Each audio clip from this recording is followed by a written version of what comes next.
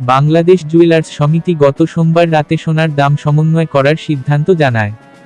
Jewellers সমিতির নতুন সিদ্ধান্ত অনুযায়ী দেশের বাজারে হলমার্ক করা প্রতি ভরি 22 ক্যারেট মানের সোনা 1,70,551 টাকা, 21 ক্যারেট 1,62,749 টাকা এবং 18 ক্যারেট 1,39,548 টাকায় বিক্রি হবে।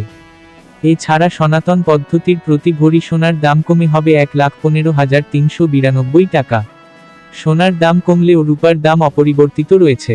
ফলে 22 ক্যারেটের এক ভরি রূপা 2,811 টাকা, 21 ক্যারেট 2,683 টাকা, 18 ক্যারেট 2,298 টাকা ও সনাতন পদ্ধতির রূপা 1,726 টাকায় বিক্রি হবে।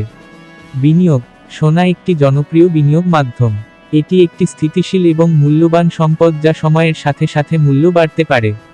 ভিডিওটি ভালো লাগলে সাবস্ক্রাইব করে পাশে থাকবেন। ধন্যবাদ।